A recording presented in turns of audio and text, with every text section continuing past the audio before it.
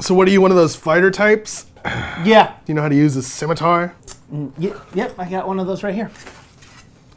Oh. But you don't know how to use a short sword? No, Pretty basic. I got one of those as well. Oh. What about something weirder like a hammer? Yep. Oh, that's an actual hammer. Okay. Do you know how to use a spatula? That's not... Ow.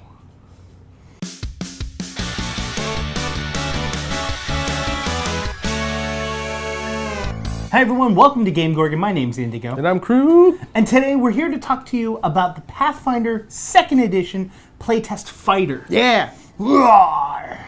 It's kind of like the Barbarian, but like a little more toned down. Refined, trained. A little, okay, more trained, a little bit more refined. So what is the fighter? The fighter is the Barbarian with like regimented formal training in fighting. And armor. The fighter is a martial class, doesn't have any access to spells, doesn't have any access to like, oh, you get this like thing that you can cast with spell points. What they do get is oodles and oodles and oodles of feats that they use to define themselves. And we're gonna talk about that in a minute. But first of all, we're gonna talk about where the fighter excels. On Excel spreadsheets or? No, it's their strength or their dexterity. You get a pick as a fighter, just like you do with the monk. That decision is going to help shape who you are as a fighter.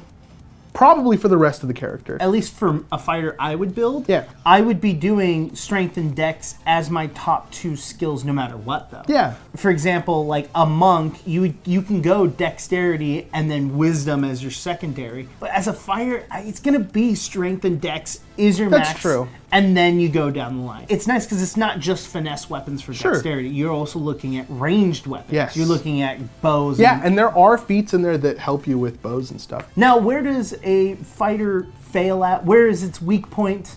Well, I mean, obviously it's charisma. Why does a fighter need to push charisma? I mean, other than intimidation, which is the same conversation we had with the Barbarian, 10 is perfectly fine. You're scary enough. It doesn't help you mechanically in any way. And I honestly think that this is kind of the way it is for every martial class versus non-martial class, with minor variations. For example, the cleric had a little bit of wiggle room to like bump one stat versus another based on their god, but there's still some minor variations, so we're gonna keep talking about it. What do you get as a fighter? Well, we said before you get oodles of feats. This is the first one you get, and you get it for free at level 1, Attack of Opportunity. You get to make an Attack of Opportunity. It's pretty straightforward. If you're coming from Dungeons & Dragons like I am, and you realize to yourself, hey, that means that not every character can make an Attack of Opportunity. Don't panic, it'll be fine. The next thing that you're going to be getting is a feat every level! That's his actual real-life foot. That's gross.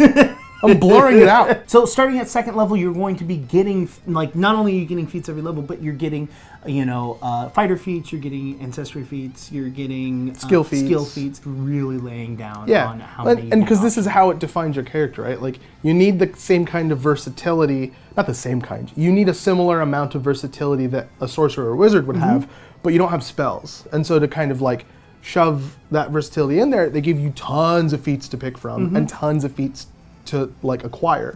The feats have like paths almost, I guess you could call them. So there's like, if you want to be a ranged fighter, if you want to be a melee like sword and board, or a two-hander, or finesse, or dual wielding is one of them. The awesome part of it and the beautiful part of it is that aside from prerequisites for higher level feats, you can just do whatever you want. I want a 2-weapon fighting, but I'm also going to invest in 1-weapon fighting for when one of my weapons gets disarmed. That's something that you can do. And if you feel like the campaign that you're in is disarming you a bunch, just learn how to fight with 1 weapon as well. And the feats are strong too. Like, there's some of these feats that like open up doors for you. Like some of them are like, hey, if you miss, you deal just the minimum damage of your weapon. Like you just always are dealing damage. Always be dealing damage. That's pretty cool. That's nuts. Well, and I mean, it's really nice if you take multiple the feat styles, because you were talking about dual wielding. The thing that popped in my head is, well, I'm a ranged character. I'm taking ranged abilities. Oh crap, my DM has now placed enemies closer to me or have made it difficult for me to attack with a ranged weapon. Well, guess what? I'm also really good at two-handed weapons. Yeah. You know what I mean? Like, let the bow hit the floor, show them the mistake they made exactly. by approaching you. There are also 2 terms that you should be familiar with when it comes to a fighter. One is an enhancement. This is a trait that's going to be applied to your feat, which means that if you don't deal damage, the enhancement doesn't apply, basically meaning the feat doesn't work. That's something that's going to be present in a lot of your features, so you should definitely keep that in mind as you're reading through them.